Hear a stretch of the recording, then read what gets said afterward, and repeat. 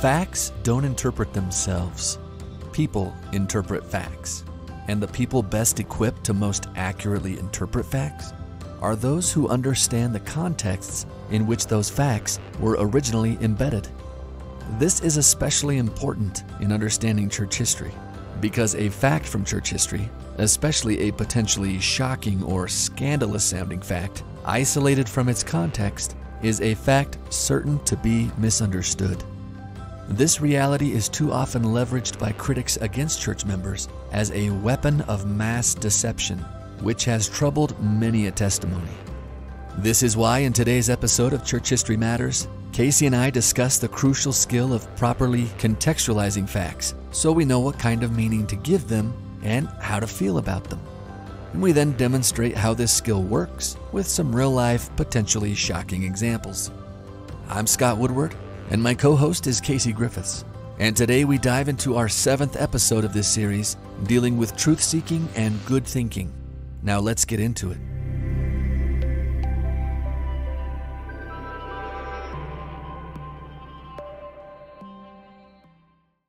Casey, what's going on? Not much. How you doing, Scott? You ready for another mental jujitsu round? Is that what we're doing here? I think we're doing some mental jujitsu. I think that's what mental Brazilian jujitsu. Yeah.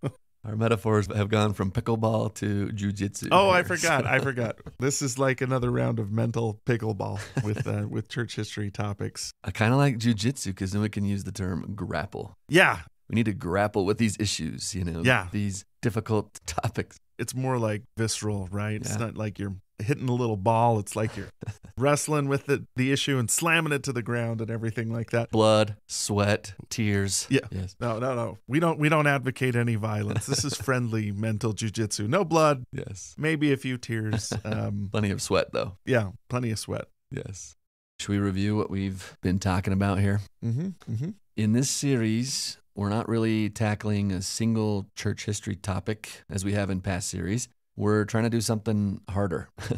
We're trying to slow down and examine the frameworks of thinking and the mental moves that durable disciples make as they encounter potentially faith-challenging material about our history or our doctrine. We're trying to communicate and illustrate the mindset and the mental processes involved in seeking by study and also by faith, as D&C 88 says.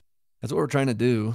Casey, you want to summarize? What did we talk about last time? What was our skill from last episode? So our skill from last time was what we call mental flexibility, which is basically the idea that you're not so rigid in your thinking that when a new fact is introduced, it sort of shatters all your perceptions and everything that's there. Yeah. You have a new fact introduced, you kind of go, oh, I didn't know that, and then you start to make adjustments. You're flexible. We defined it as the ability to identify, challenge, and modify one's own assumptions in light of new information after humble and honest analysis. And it does require humility. Yeah. Sometimes we get in the mindset of, hey, I'm the world's expert on this. And when something comes up that we don't know, all of a sudden it can feel really humiliating. But the truth is we're learning new things all the time. Yeah. So when something comes along, you sometimes have to ask yourself, what are my assumptions about things? And this could be things about the nature of God, the way he works with people, prophets, or how the church operates. Yeah. And sometimes when those boundaries are violated, it feels like your faith is in jeopardy. Yeah. When you come across that, you find yourself at a crossroads and you have two choices. You throw out everything that you believe about God, prophets, and the church. Or you recognize that you could be wrong. Yeah. You be a seeker, you go back to the sources or the best books, and then you re-examine your expectations against the truth of the Word of God and maybe modify your assumptions accordingly. Yeah. Just to give you an example, a lot of people in the church struggle with this idea that prophets are not perfect, that they can make mistakes, even when they're acting as prophets. But if you go back and look in the scriptures, you can find dozens of examples of this where a person is acting in a prophetic calling and they make a mistake. Yeah. And the Lord corrects them and they move on. Everything from, Moses neglected to circumcise his son, so Zipporah has to do it for him, to Joseph Smith loses the original manuscript of the Book of Mormon. It wasn't really his fault, it was Martin Harris, but he made a mistake sending it with Martin Harris. Yeah. So on and so forth. Paul and Barnabas got into an argument and couldn't go on their mission anymore. Yeah. We're dealing with flawed and perfect people. Jonah was a racist who wanted the entire city of Nineveh to burn. I mean, you've got some whoppers, right? You've got some big ones. Yeah. Jonah, oh my goodness, Jonah. It's just, once you really delve into the scriptures, you find that this is not a museum of statuesque, perfect people. No. They're flawed people that are really struggling, and that kind of brings the scriptures to life. Yeah. So going back to that, if your assumption is prophets never make mistakes, well, you need to actually reassess that. Yeah. And it shouldn't break your faith in prophets, but it should allow you to kind of grow in faith and recognize that while prophets are wonderful and they do speak to God and they do receive their callings from God, God allows them a fair amount of leeway, and sometimes within that leeway, they make mistakes. Yeah. So you identified like 3 mental moves. Are we going to call these mental jujitsu moves? Are we keeping the jujitsu metaphor, or what do you think? Let's see if we can keep it going. Yeah. So first move is sweep the leg. No. That's a Cobra Kai move, Scott. That's a dirty play. Yeah, we don't want to do anything dirty here when we're grappling with difficult issues. No, mental move number 1 is, we called it identify your assumption. Can you slow down in your thinking enough to be able to say, like, what is my assumption here? Why do I feel so uncomfortable? What rubs me wrong about this situation?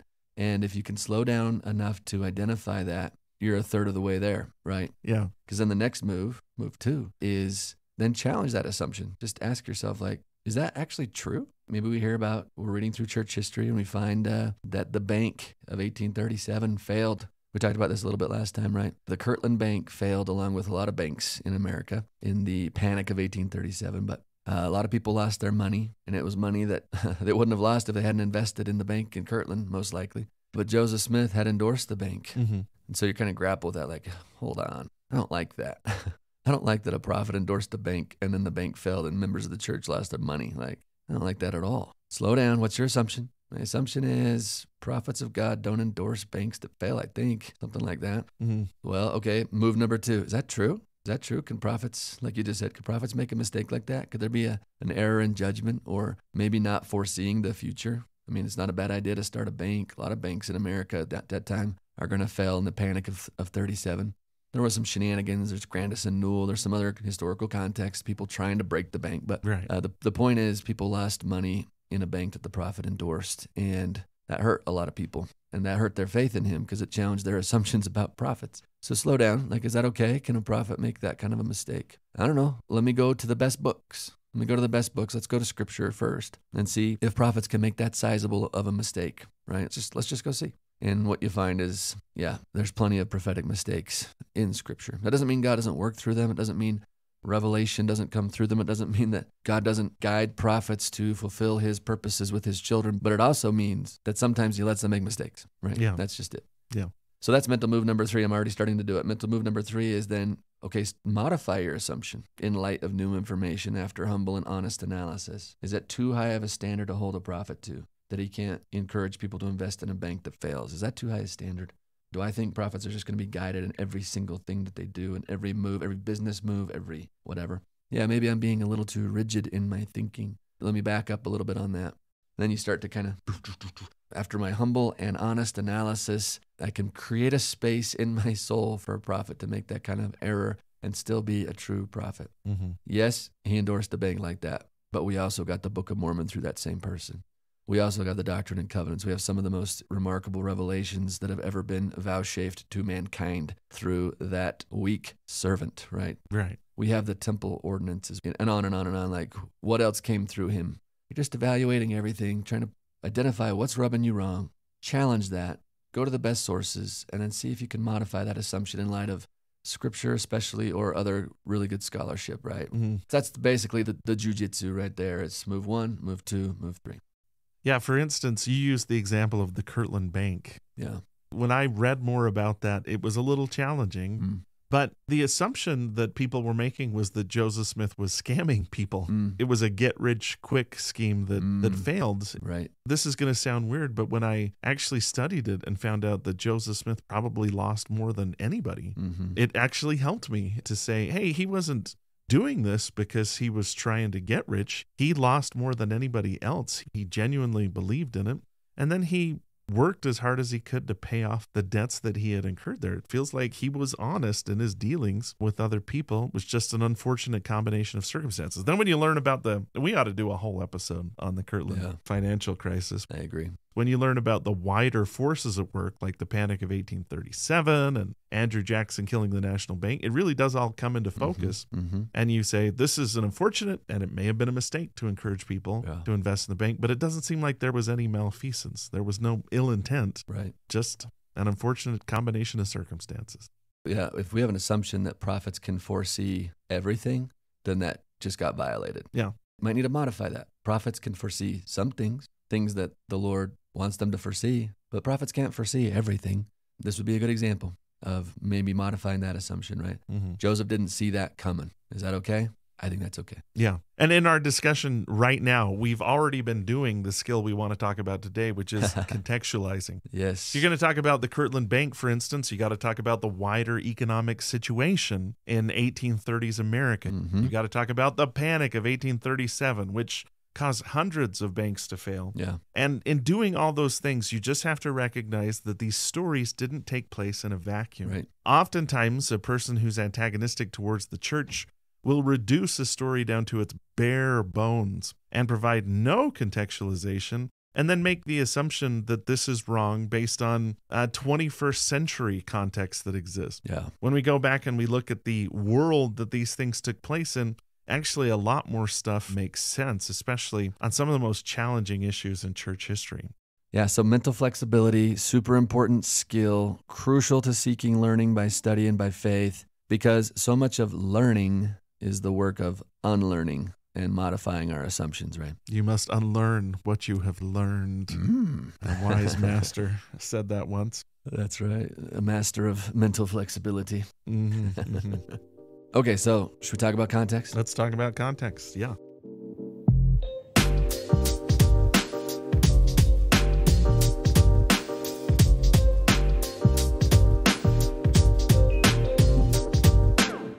Contextualization is the skill of the day. Let's talk about it. Let's talk about it. We're going to define that as the ability to put true, but often shocking or uncomfortable facts into their historical, theological, and cultural context. This is useful when you're studying any kind of scriptural text. Absolutely. If you're studying the Bible, you have to take into account what's the context they lived in. Right. And what were they doing within their context? And was it okay in their context, even if it's not okay within my context? I would feel very uncomfortable going to the temple and killing an animal. For instance, I got to be honest with you. I'm sort of a coward. I don't think I've ever killed an animal. I went deer hunting with my dad, watched him gut the deer, and just thought, oh, I don't know if this is for me. Not for me. Not for me. Yeah. In the world the ancient Israelites lived in, killing an animal was something you did on a daily basis to feed your family. Yeah. And the Lord just takes that kind of mundane, daily thing and turns it into an act of devotion or worship. It's weird to me, but I don't think it was weird to them. Yeah. And so I've got to do the work to put myself in the mental space that they occupied and get out of my head a little bit. It's kind of a historical empathy in a sense, right? Yeah. We can't get out of the need for attributes. In our previous skill, modifying assumptions, we talked about humility is really important. Honesty is really important. Yeah. And now we're talking about empathy is really important, like being able to get into the headspace and the time space of those that we are learning about. And that's an act of empathy. That's an empathetic move. Good historical thinking requires not just thinking, but important attributes like humility and empathy. Maybe that's an important thing to highlight. Yeah. Well, let's talk about context. Okay.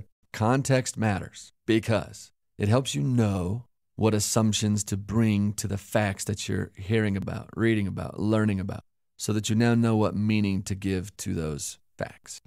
You used the example in Scripture of animal sacrifice. Let's do maybe a modern example where we don't have to go even back in history, but let's just try a really simple one, okay? So, Casey, I'm going to ask you 3 questions, okay? All right, I just want you to tell me how you feel. Just tell me how you feel, Casey. So question number 1. This is an uncomfortable fact, but I'm going to drop it on you. How would you feel if I told you that your neighbor has killed people? Uncomfortable. Let's move. I always knew there was something shady about that guy. Our kids shouldn't play together anymore. I'm just saying the first things that come to mind here. Yeah, you're doing better than expected. Okay, good job. All right, let me ask you another question. How would you feel, Casey, if I told you that your neighbor was a war hero who had killed people defending our country? Okay. Mhm. Okay. So now I don't want to move. Okay. All right. I am proud. I definitely won't sneak up and surprise him from behind or anything like that. No loud noises. I actually, have students in this situation that taught in high school and went to Iraq and came back and opened up about their experiences. And first of all, deeply moved by what they went through. And also just felt a need to, embrace them, do what I could to try and help and heal them from having to do something terrible like that. But again, that's a different ballgame, right? Yeah. I wouldn't feel as much fear. I'd feel a desire to help them and admiration for the courage that they demonstrated. Wow. So you went from fear to feeling proud and admiration. Yeah. That's interesting. Okay, let's do it one more. How would you feel, Casey, if I told you that your neighbor had been involved in a tragic accident where his car had hit black ice, slid out of control, and killed people in oncoming traffic, but he survived? Sympathy, right? Sorrow for them having to deal with that. Yeah. It's interesting how, they killed a person, and if you put it in context, can be three very different things, right? Yeah, the context changes what assumptions you bring to the fact. So the fact didn't change. Your neighbor has killed people. That's the fact, But wow, context affects what meaning you give to those facts and really affects how you feel about the facts and how you feel about your neighbor, right? You went from feeling fearful to feeling proud and admiration to feeling pity and sorrow. And that's not because the fact changed, but it's because the context in which the fact was embedded changed, right? Yeah. And that right there, that is so incredibly important and true with church history. Right? Sometimes there are uncomfortable facts, which are totally true, that shock people when they don't have the context, but they become much more palatable when we learn the context. Yeah. And they can even change the way that we feel about those involved, like Joseph Smith, for example. I think so much of what troubles church members' faith today is when they come in contact with facts from our history that are stripped of their original context, whether that's a doctrinal context or a cultural context or historical context. As I've mentioned in a previous series, I've said that a fact stripped of its context can be like an electrical wire stripped of its protective sheath. It's quite shocking when you come in contact with it, right? Your neighbor has killed people. Right, but let's give that some context. Let's give it some context. Context helps to wrap such bare and shocking facts back into their kind of protective sheath, right, to neutralize the shock factor. Yeah. That's the skill, right? The skill of contextualizing facts is the skill of learning the background behind the facts, whether that's a historical background, a cultural background, a doctrinal background, whatever you need to know to get into the context, and then bring that background to bear on the facts. And you'll notice right away that the way you feel about the facts shifts and changes. We've been doing this throughout different series, right? We just haven't really drawn specific attention to the skill that we were doing, Casey. I think you and I sort of do this naturally. It is a mental skill that has to be developed. When someone brings up something shocking, you pause and go, what's the context of that? I wasn't born being able to do that. Like, where did you learn it? When did it first click for you? Like, context matters a lot. So now that it's kind of second nature to you. Oh, well, it starts with good teachers that are well-read and think deeply about things. And like we've mentioned a couple times on this podcast, that also think slowly about things, that don't rush to assumptions, which is sometimes what a church antagonist wants you to do. They just throw something out there and don't contextualize it at all. And you get mad and say, ooh, that's wrong. Yeah. It's cheap and easy to throw out shocking facts. It's difficult and it requires a price to contextualize those facts. Yeah. But if you can pay that price, it really does present you with a richer version of almost every story. And that's not just church history, that's American history and world history. Like I said, they're still right and wrong. Yep. But sometimes context helps us understand why people do what they do. What I hear you saying is this is a skill that you've developed over time as you've seen other people model it, and then you've seen the value of it. This is just how you've come to think. It is a learnable skill, right, Casey? It's not something that you either have it or you don't. Would you say that? Yeah. Like you can learn it, you can see other people who do it well, and you can pick up on it. So yeah, I hope we've modeled this well in our podcast too. Just to give you an example, yesterday I was at my chiropractor. I was in an accident a couple of weeks ago, so I have to go to a chiropractor. Mm-hmm. And this lady came in, and my chiropractor is a huge fan of our podcast. Oh, really? Shout out to Casey's chiropractor. So yeah, every time I go, he's like popping my spine in and going, "What do you think about this whole race and the priesthood thing and all this stuff?" And this lady comes in, and I mean, without knowing it, we all engaged in a conversation about our podcast on race and the priesthood. Oh, wow. And almost immediately, my chiropractor goes, "Hey, do you know all the stuff that was going on about race in the early American Republic?" And he was explaining this to his assistant. He's explaining this to a client that came in. Yeah. Oh, that's so cool. And he started to say, hey, the scientific leaders of the day, the political leaders of the day, and he started to contextualize the racial environment that the church was restored into. And it was sort of like beautiful because this guy who is an excellent chiropractor, but has probably had very little historical training, picked up on how to do this by listening to us do it. So that was a major win for me. I love it. That's so cool. It was really neat to see. And like I said, it's not something that you start out doing, but it's a skill that you gradually pick up as you carefully and thoughtfully study history. Yeah.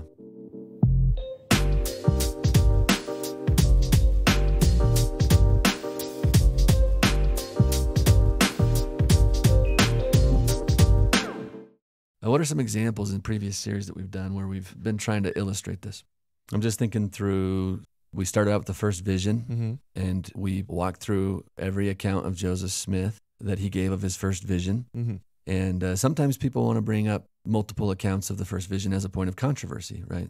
Try to do these cheap shots. If we're still going with the jujitsu analogy here, they do a little cheap shot by not giving you any context whatsoever and just saying stuff like, did you know there's differences? Did you know that there's some discrepancies between the accounts? Did you know, it's kind of like, I don't know why I use my like deep, shady voice, but that's kind of how it feels, right? When people are doing cheap shots. Yeah. But we went through and showed how every single one of those 4 accounts that Joseph gives in the context totally determines like how he would share the first vision, right? If it's private, there's so much in the 1832 account. He doesn't intend this to like be published, and it's so personal, right? Then his 1835 accounts to this like strange like Jewish guy, but Joseph thinks he's talking to a Jew, and so he tells the story in like a Jewish friendly way. Yeah. That context matters, right? Then 1838, 39, like the church is being completely like persecuted. They've just left Kirtland. He's in Far West. He's about to go to Liberty Jail. When he starts writing the history, he gets out of Liberty Jail. When he finishes that part, it's all about kind of this persecution response, right? Like in owing to the many reports that have been given about us,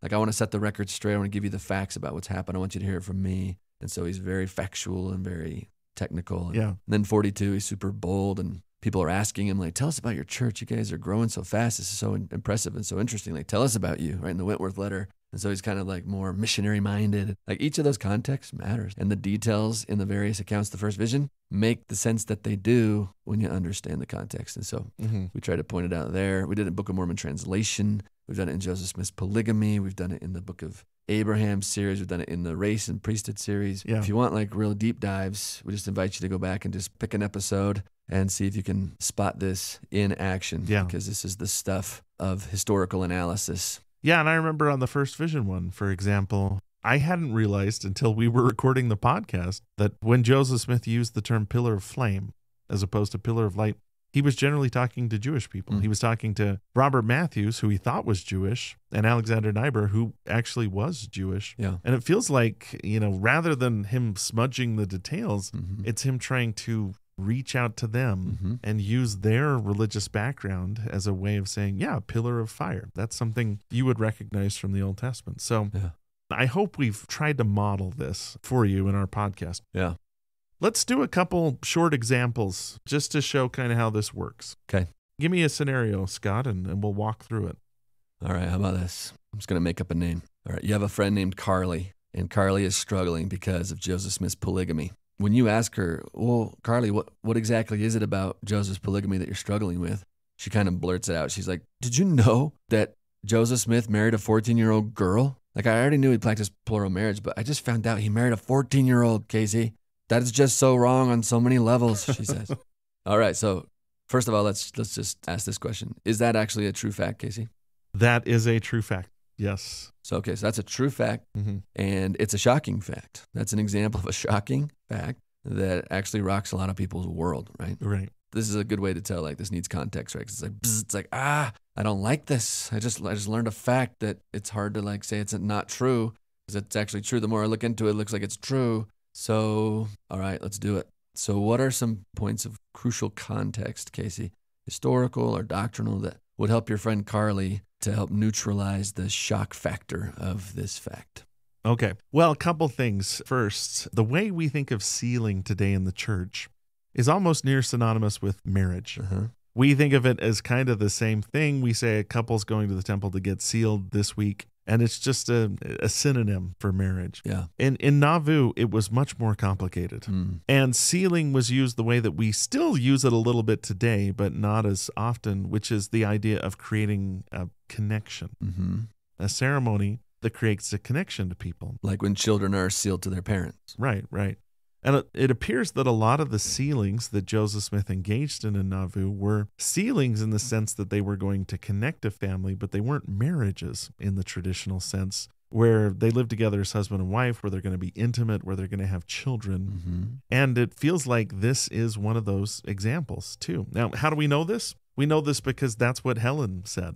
Wait, who's Helen? Helen Mar Kimball is the 14-year-old. Oh, okay. That's another thing. It drives me crazy when this is, he married a 14-year-old, and they don't talk about her. They don't talk about what she had to say about it. They completely dismiss her, and she just becomes a 14-year-old. Like in the last week, I had somebody bring this up and say, well, the church covered up the fact that he married a 14-year-old. And I'm like, no, they didn't.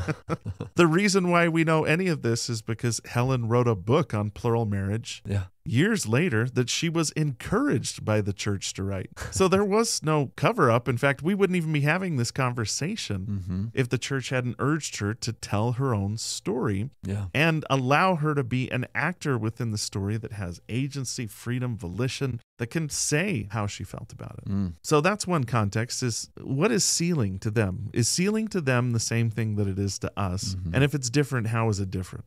So it was a marriage, though, right? Like Joseph would count Helen Mar Kimball as one of his wives. I suppose so, and yet even that needs to be contextualized a little bit, doesn't it? Yes, I think so. Helen and several of the women that Joseph Smith were sealed to introduced a concept of an eternity-only marriage.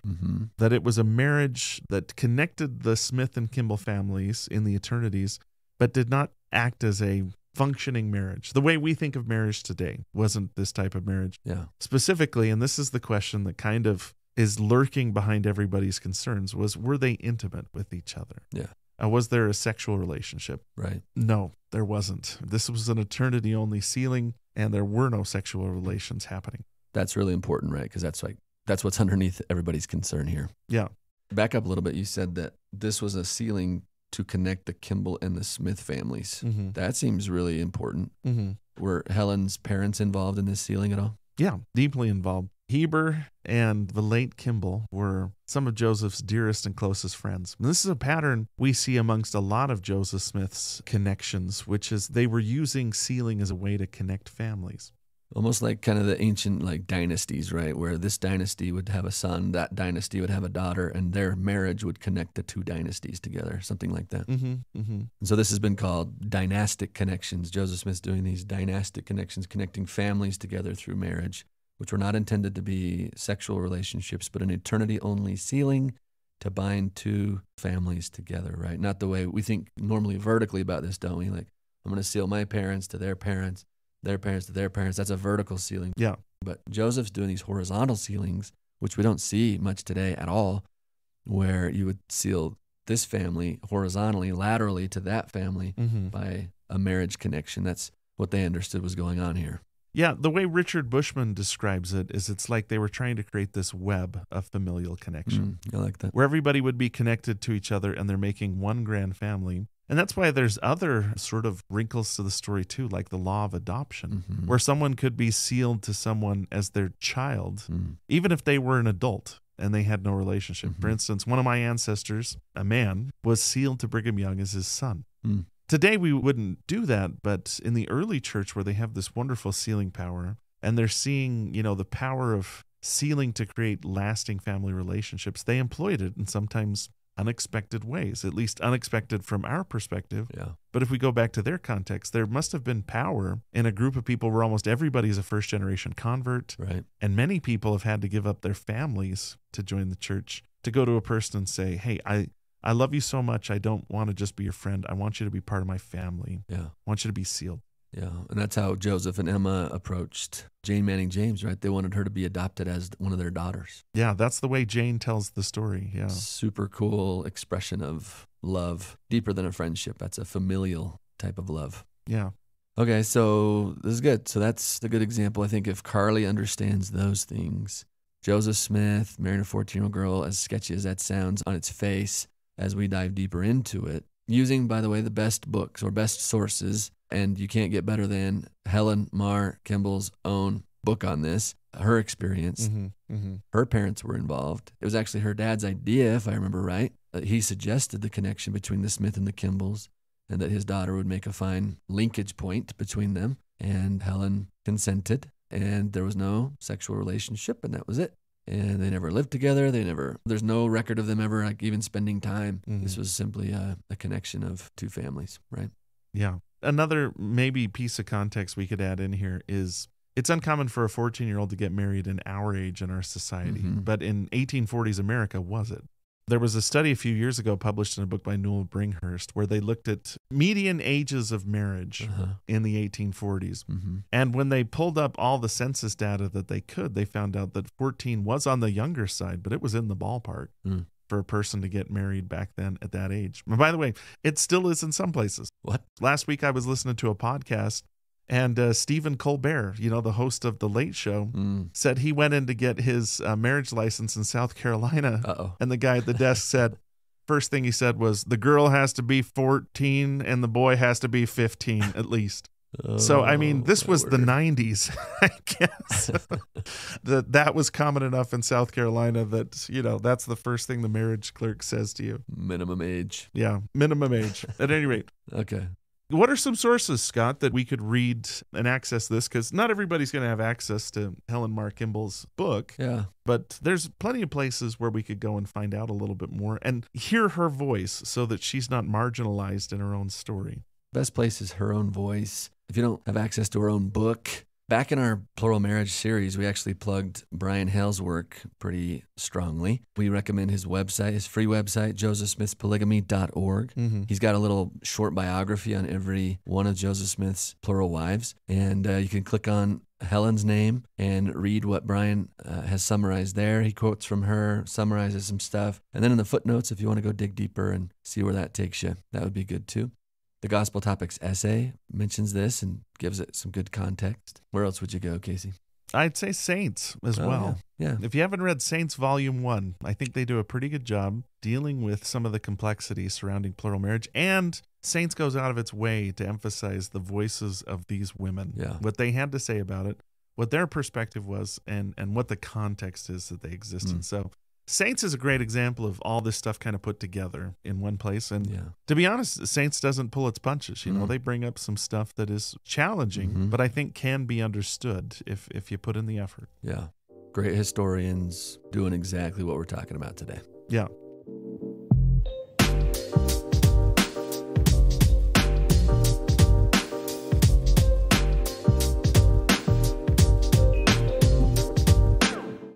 Well, let's do another one. Okay. Another jujitsu round here. Ding, ding, ding. Fight. And I'll introduce this one. Okay.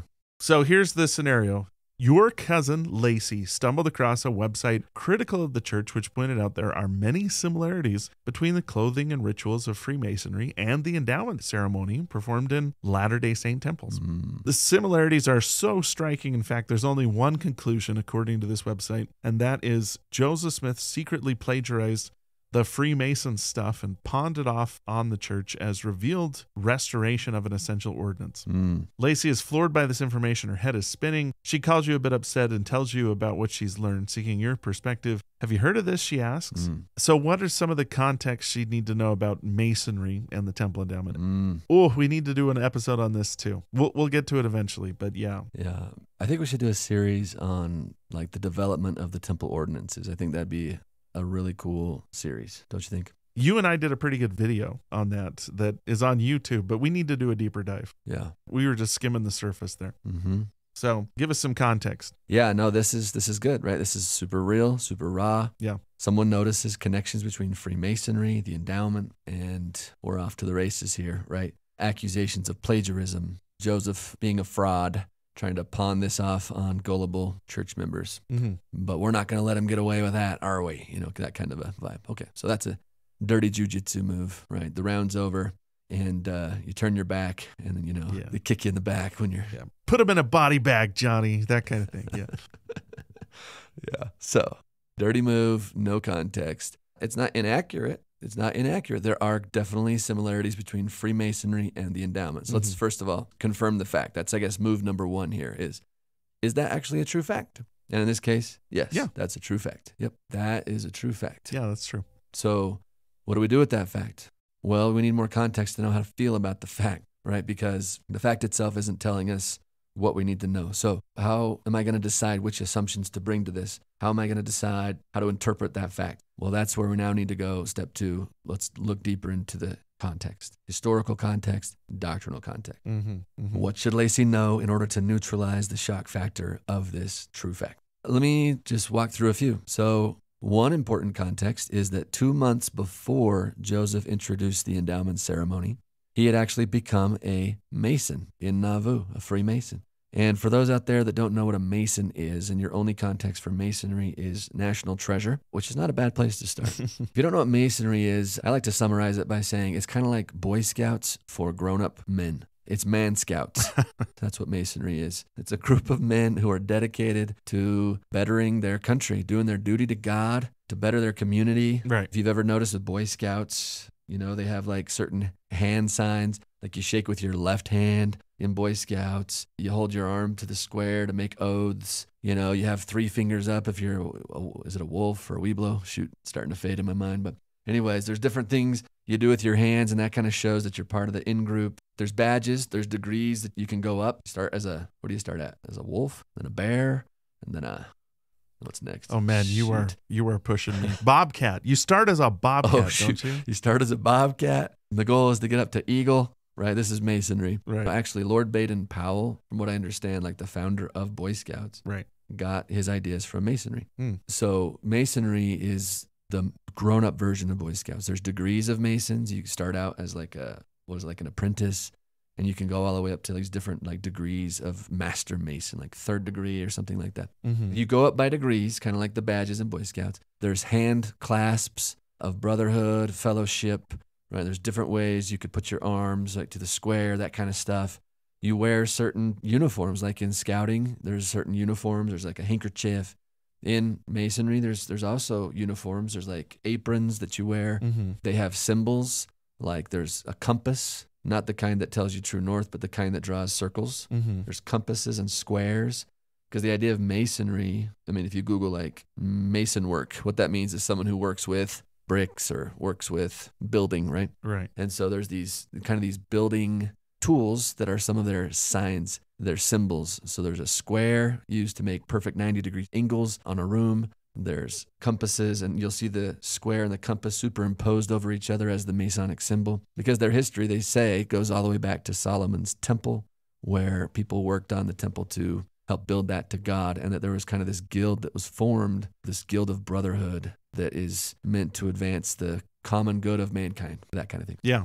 So it was really cool. Joseph was attracted to it. His brother Hiram was involved in Masonry long before he was. His dad. Yeah, his dad. Yeah. And so this is kind of a club or a group that is respectable in a lot of ways. Some people didn't like it because there's kind of like some secrecy with Masonry. Yeah. You're not supposed to talk about the rituals of Masonry unless you are a Mason. And so... And let's be honest here. Most people's knowledge about Masonry comes solely from the Nicolas Cage film National Treasure, right? Great film. Great flick. Great movie. Watch it tonight. But it's not the best representation of Masonry because it does sort of play on these stereotypes that it's a secret society that controls the country or something like that. Yeah. When it came to contextualizing Masonry for me, I went to the Masonic Temple in Philadelphia. Such a cool temple. I strolled in expecting to be told to leave. Instead, it was like, do you want to go on a tour? Yeah. Okay. $15. I paid $15. And then Went on a lovely tour, had a long conversation with a Mason, went through their museum where I saw George Washington's Masonic apron. Yeah. Benjamin Franklin was the founder of the lodge. 14 presidents have been Masons, all good guys. No recent president has been a Mason. I think the last one was Gerald Ford. I sort of saw, oh yeah, I mean, in the 19th century especially, this was a big thing among men. And it was a way that they made connections. Yeah. But it doesn't seem like there was anything sinister about it. No. I mean, it's dedicated to like bettering the community, right? Yeah. Like you have to be a good man to be able to get in, kind of a thing. You have a good reputation in the community already. And so there's nothing weird about it. Mm-hmm.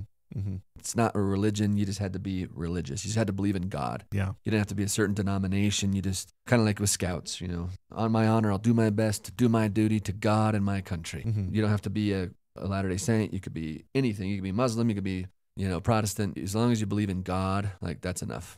Yeah. In fact, in the Masonic temple, they told us you have to believe in a higher power. There you go.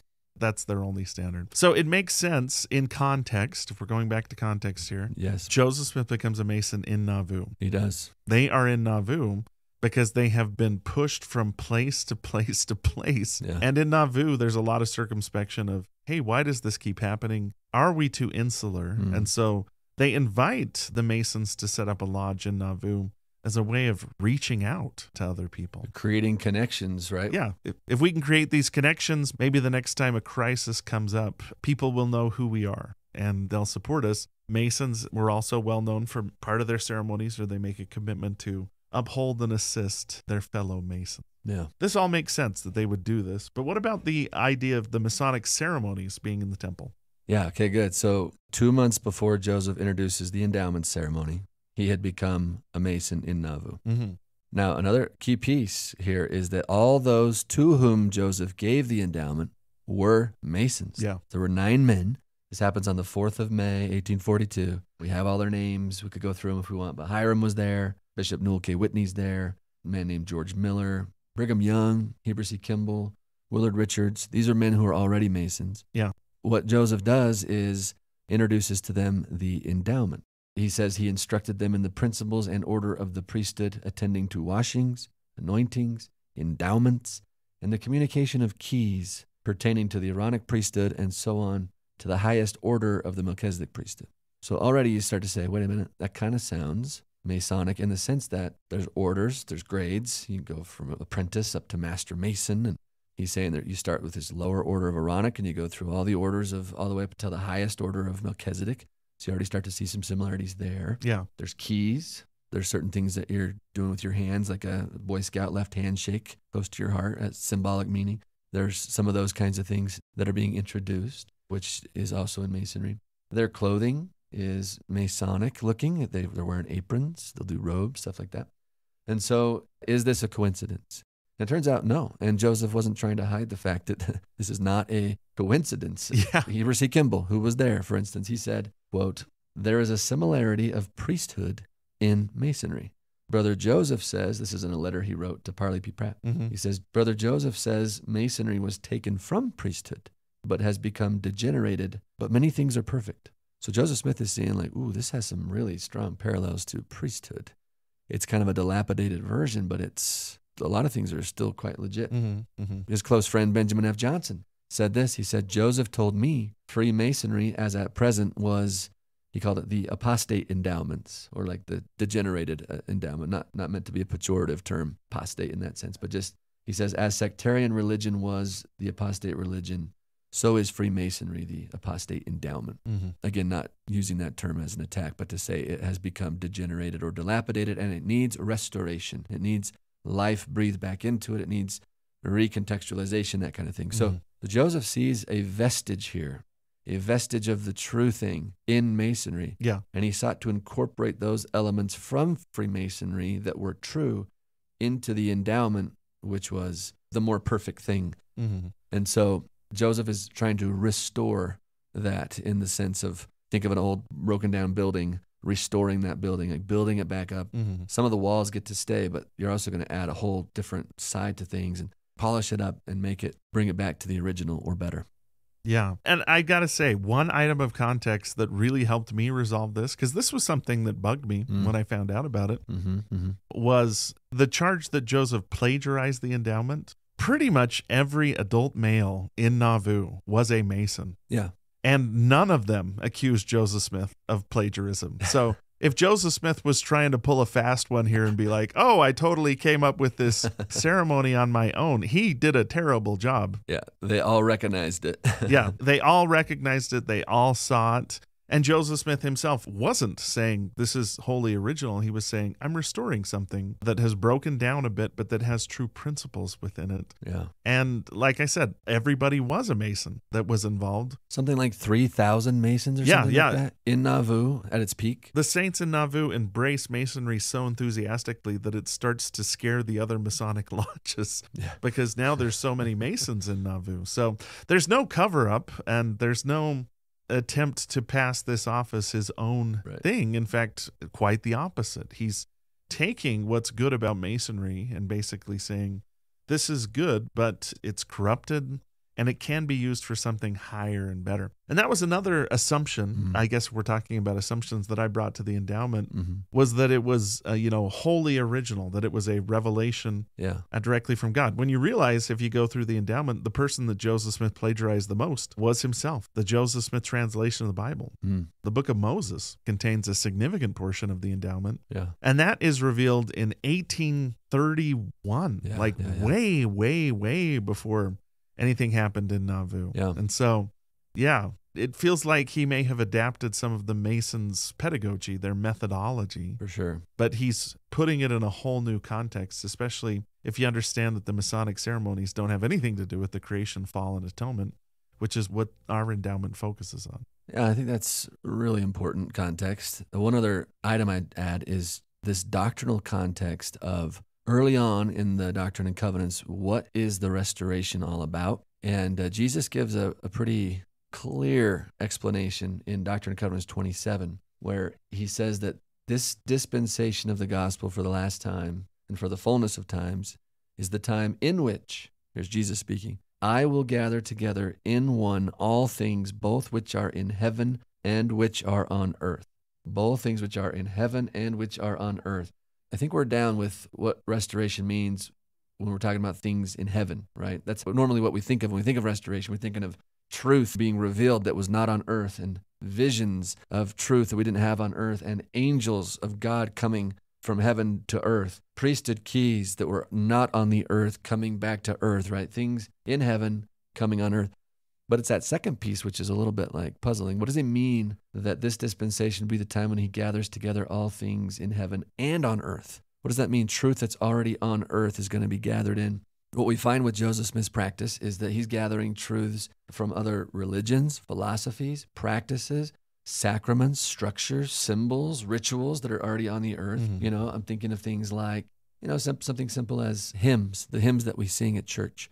There's already some really good hymns, and Joseph pulls them in. Emma brings them into the hymn book. The fact that we use the Bible, that's a great example of a truth that's already on the earth that gets gathered into the whole restoration, right?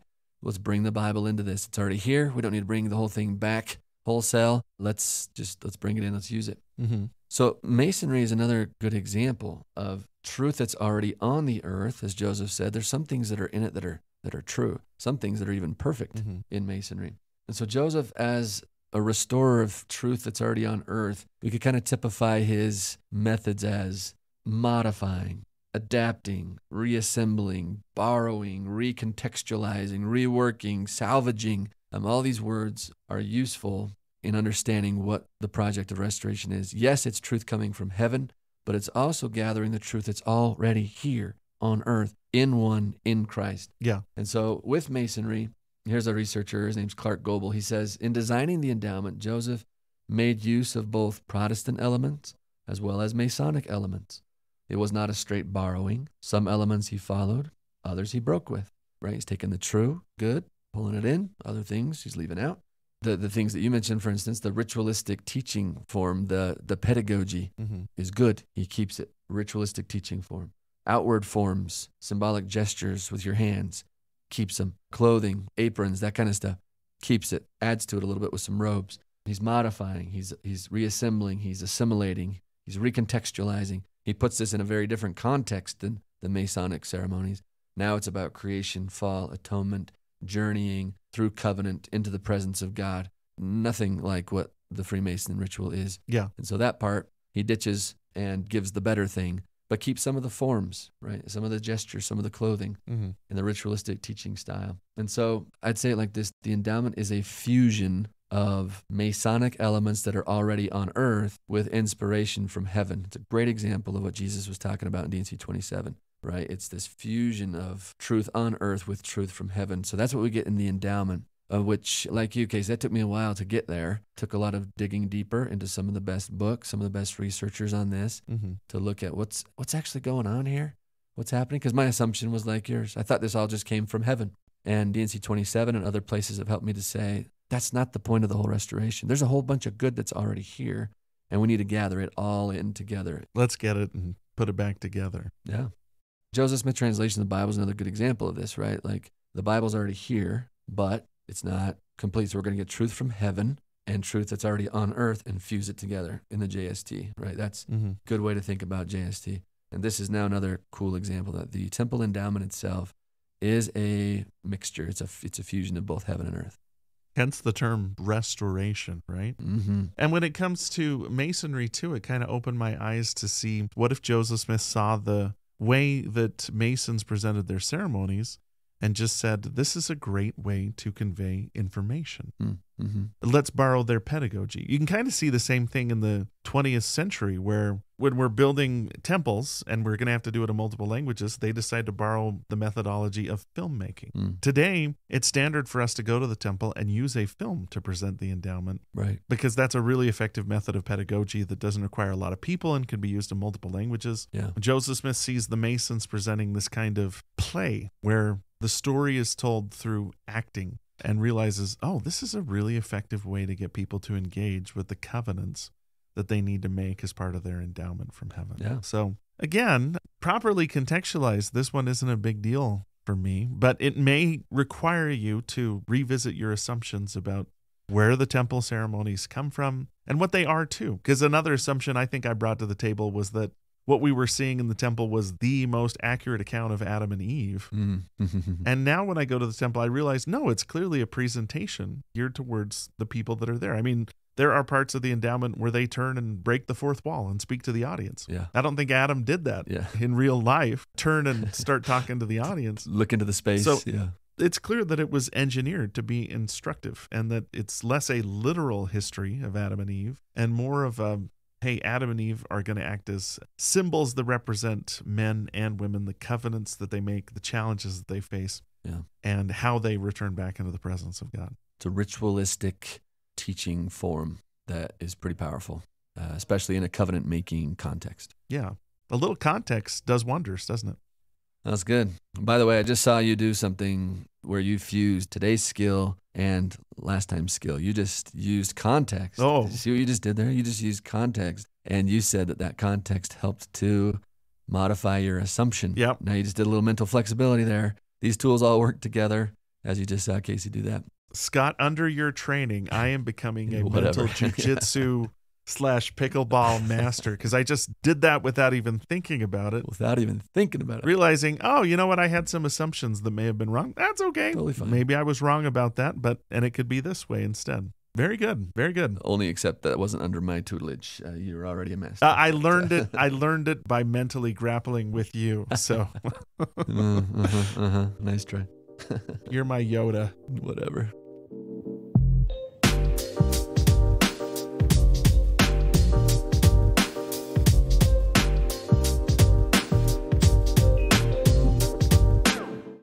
Let's see if we can tie this together. Again, today's word is contextualization. Yes. The ability to put true but often shocking or uncomfortable facts into their historical, theological, and cultural context. You ask yourself, what is the world this took place in, and how is it different from mine? And is that affecting how I see this? So we've been through some major mental skills here that can help a person master the complexities of church history and really any tough historical topic or doctrinal or theological topic. I think we might need one more episode just to put everything together, go back and review what we've done, and then maybe provide a few more examples. And we want to point out some scholars that have done a really, really great job doing this. Yes. So I think next time we're going to introduce you to a few more voices like Bruce and Marie Hafen, like Anthony Scott, who's someone that you really like that does a good job with this. Yeah, no, I love the Hafens. I like what Tony's done, Tony Sweat. Keith Erickson has a great little book out. I think he's done a fantastic job of trying to help us think slowly about some of these skills. So, yeah, we'll probably highlight at least those three and anyone else that comes to mind. Yep. Yeah, Spencer Fluman has been wonderful. Steve Harper is great at kind of helping us think metacognitively about our own thinking. Yeah, so we'll highlight some folks. We'll highlight some good people and point you in their direction. Yeah. And then I think we're going to try and get one of those good people to come on and just walk us through their mental process. I guess we'd call them, mental jujitsu pickleball masters to come on and finally tell us if we've been doing good or if we're still, like yellow belts. Yeah. Yeah. Young apprentices, yeah. I'm totally mixing all my metaphors here. I just call this yellow belts, which I think is a karate thing. Maybe we could just call this pickle jitsu. Pickle jitsu. Maybe. Yeah, mental pickle jitsu, just to add another layer to it. So that's going to be totally fun. And we hope that you'll join us as we continue to study mental pickle jitsu. Pickle jitsu. All right. The point is, this is fun for us. We hope it's fun for you, and we will see you next time. So until then, Scott. All right. Thanks, Casey. We'll see you, man. Thank you for listening to this episode of Church History Matters. Join us next time as we dig yet deeper into the mental skill set of durable disciples by considering the important relationship between evidence and faith. If you're enjoying Church History Matters, we'd appreciate it if you could take a moment to subscribe, rate, review, and comment on the podcast. That makes us easier to find. Today's episode was produced by Scott Woodward and edited by Nick Galletti and Scott Woodward, with show notes and transcript by Gabe Davis. Church History Matters is a podcast of Scripture Central, a nonprofit which exists to help build enduring faith in Jesus Christ by making Latter-day Saints scripture and church history accessible, comprehensible, and defensible to people everywhere. For more resources to enhance your gospel study, go to scripturecentral.org, where everything is available for free because of the generous donations of people like you.